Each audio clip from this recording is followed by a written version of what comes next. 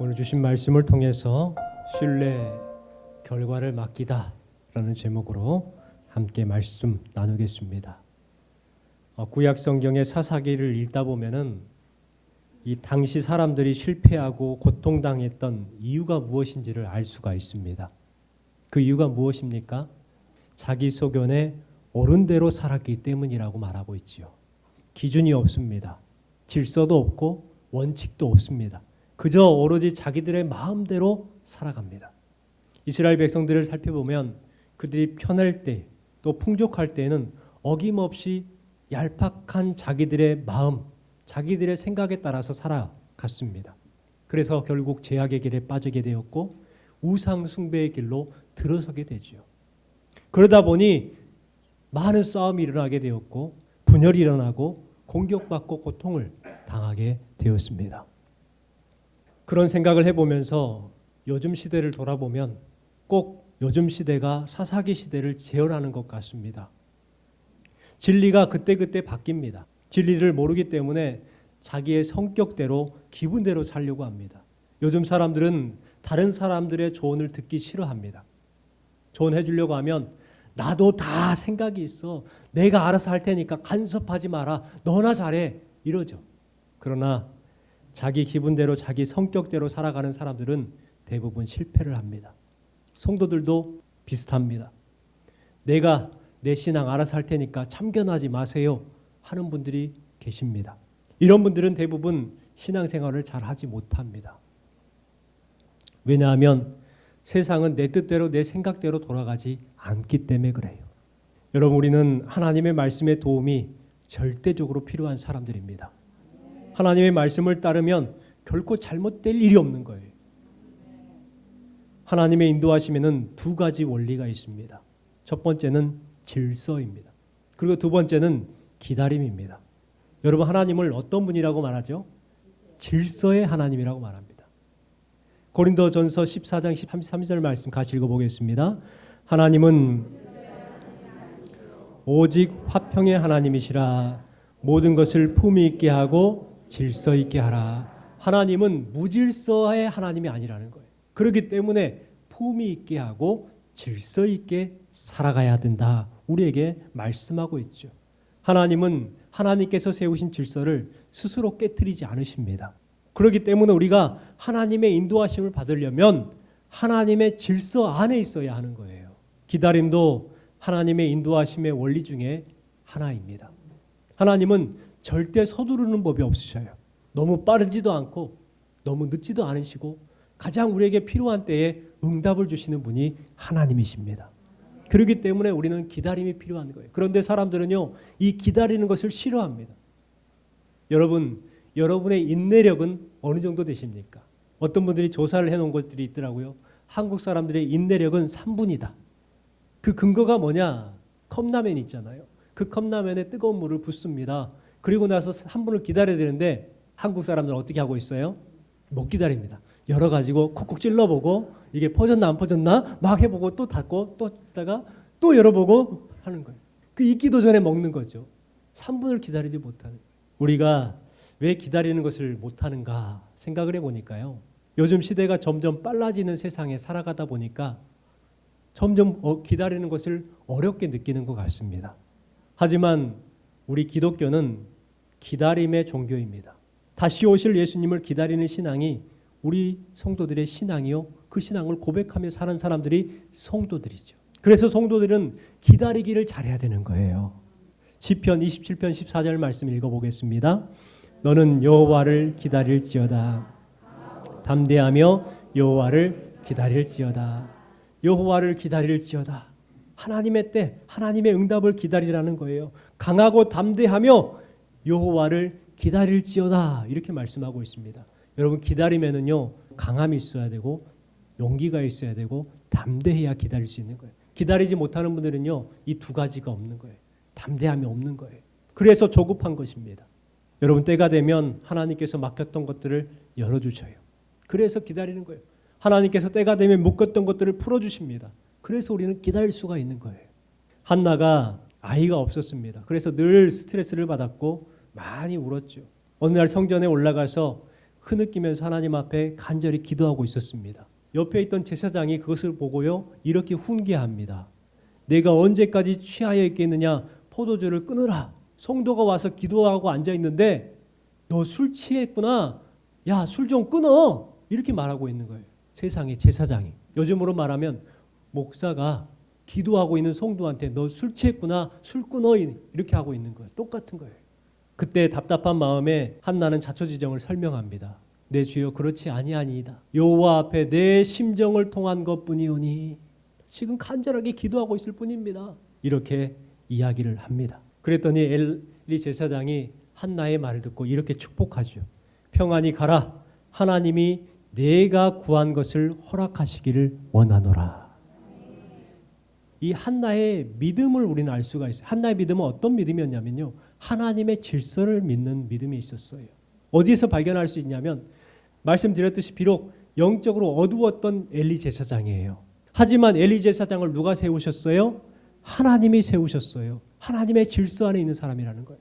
그래서 영적으로는 무지하고 간절하게 기도하고 있는 사람한테 술 취했다고 술 끊으라고 하는 이 무식한 제사장, 그 말을 듣고요, 믿었다는 거예요.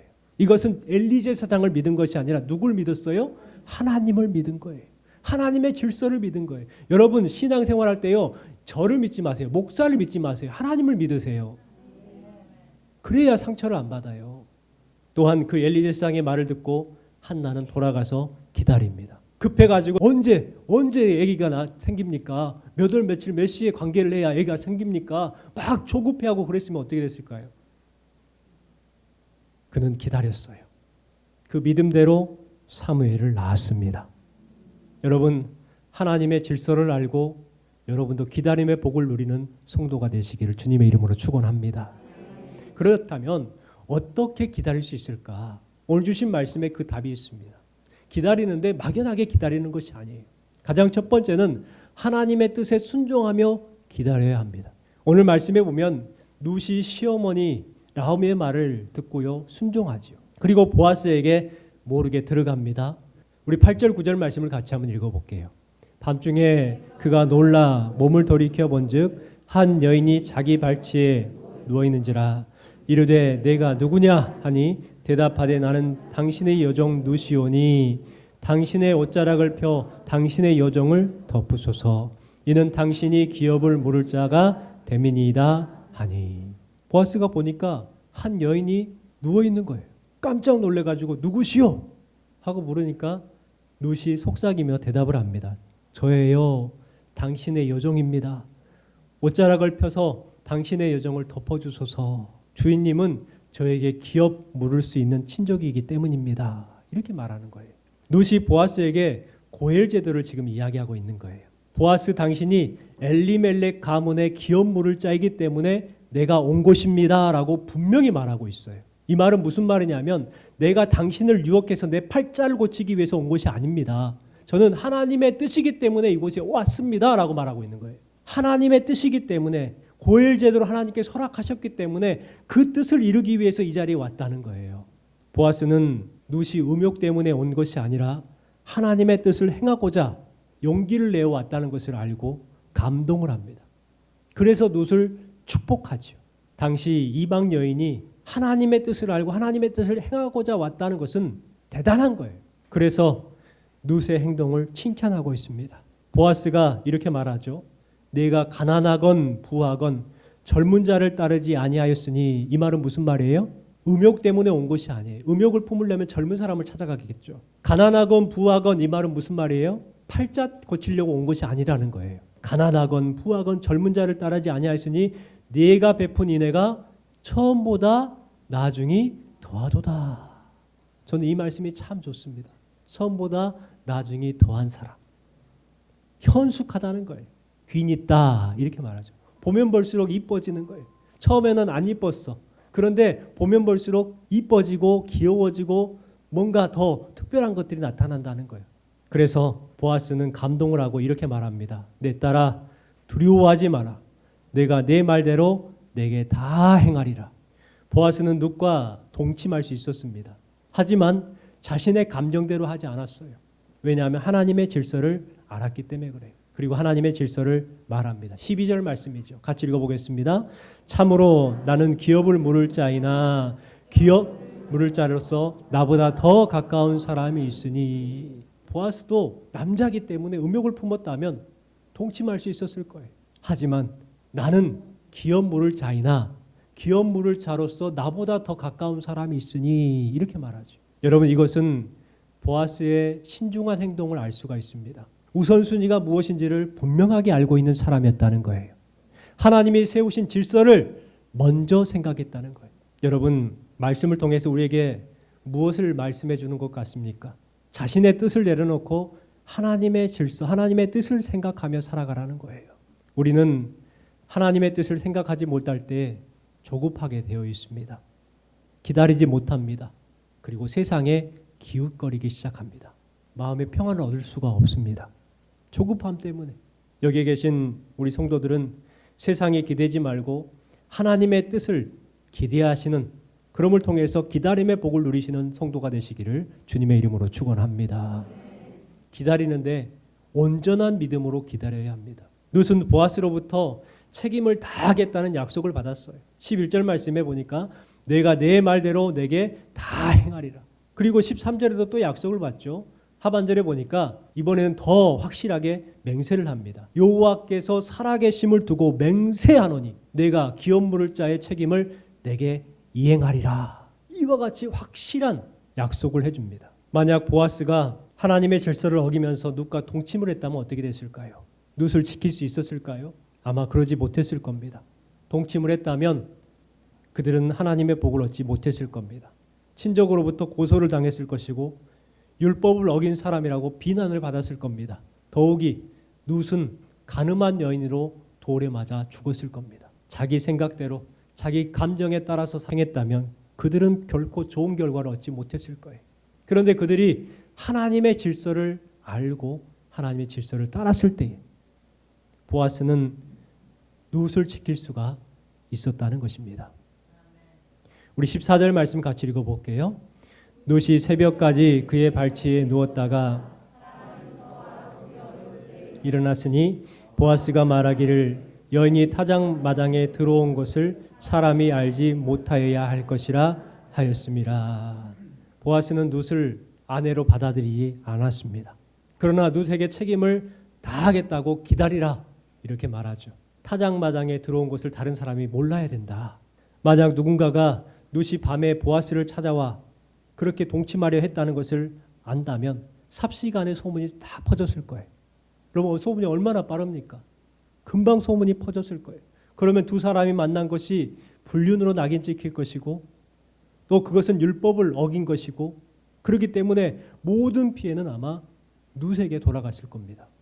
룻은 보아스의 말을 전적으로 믿고 돌아가죠. 자신이 원했던 것을 당장 이루지 못했어요. 보아스의 아내가 되고 싶었는데 실패한 것 같습니다. 그러면 실망하고 낙심해가지고 돌아가야 되는데 룻은 보아스를 온전히 신뢰했습니다. 온전한 믿음이 이렇게 중요한 거예요. 여러분 우리도 어떻게 반응하느냐가 중요합니다. 믿음으로 반응하느냐 아니면 불신으로 반응하느냐. 영국의 경찰은 무기를 소지하지 않는다고 합니다. 그러니까 특별한 일이 있으면 무기를 소지하겠지만 대부분 순찰할 때는 무기를 소지하지 않습니다. 그리고 시위를 막기 위해서 절대로 뛰지 않는다고 합니다. 그리고 친절합니다. 왜 그럴까요? 경찰들이 만약에 무기를 소지하면 시민들도 무기를 든다는 거예요. 경찰들이 시위대를 막는다고 뛰면 시위대도 달리게 된다는 거예요. 경찰들이 불친절하게 되면 시민들도 불친절하게 된다는 거예요. 그래서 시민들을 위해서 경찰들이 무기를 소지하지 않고 뛰지 않습니다. 친절을 베풉니다. 그래서 범죄가 많이 없어요. 그런데 미국은 어떻습니까? 미국은 선글라스를 끼고요. 다 특공대처럼 다녀요. 무서워요. 보기만 해도 겁이 나요. 권총을 들고 중화기를 들고 시위대를 향해서는 인정 없이 진압을 하죠. 친절합니다. 미국에는 수없는 총기 사고, 총기 사건, 폭력이 난무한 것 아닌가 생각을 해보게 됩니다. 어떻게 반응하느냐에 따르죠. 우리가 삶을 살아갈 때에 상대방에게 친절을 베풀고 상대방에게 배를 주면은 나도 친절을 받게 되고 배려를 받죠. 그런데 내가 난폭한 말을 하게 되고 훈계하고 지적하면 어떻게 됩니까? 나도 지적받는 거예요. 믿음의 원리도 같아요. 믿음으로 반응하면 믿음의 역사가 일어납니다.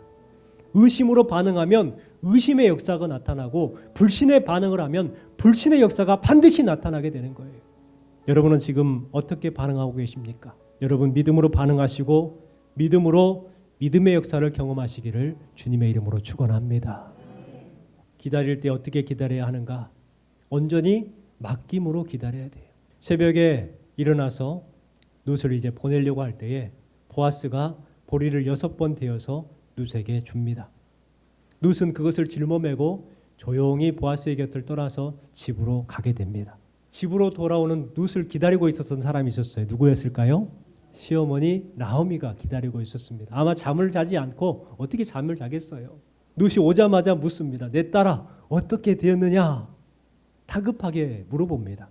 룻이 보아스가 보리를 6번 데워주면서 시어머니에게 빈손으로 가지 말라고 그렇게 말하더이다 이야기를 해줘요. 보리를 6번 데워주었다. 여기에 특별한 의미가 있지 않을까요? 왜 6번이었을까요? 완전수로 7번을 데워줬으면 얼마나 더 좋을까요? 그런데 왜 6번일까? 성경에 보면은 안식년 규례라는 것이 있습니다. 6년을 수고하고 나서 7년째 되는 해는 안식년을 갖지요. 그러면 해방이 되고 또 안식할 수 있는 것을 말합니다. 따라서 보아스가 6번을 데워 주었다는 것은 바로 이제 나오미와 룻이 그동안 고난과 수고를 마치고 안식하게 될 것이다 라는 것을 암시하는 증거다라고 설명을 하기도 합니다. 나오미는 보아스가 보낸 곡식을 보고 모든 것을 하나님 앞에 맡기기 시작합니다. 이제 본인들이 할 수 있는 게 아무것도 없는 거예요. 할 것 다 했어요. 이제는 누가 하는 거예요? 보아스가 하는 거예요. 그렇기 때문에 보아스에게 다 맡깁니다. 우리로 말하면 우리가 할 건 다 했어요. 이제 누가 하시는 거예요? 하나님께서 하시는 거예요. 하나님께 온전하게 다 맡기는 거예요. 우리 18절 말씀을 같이 읽어볼게요. 이에 시어머니가 이르되 내 딸아 이 사건이 어떻게 될지 알기까지 앉아있으라. 그 사람이 오늘 이 일을 성취하기 전에는 쉬지 아니하리라 하니라.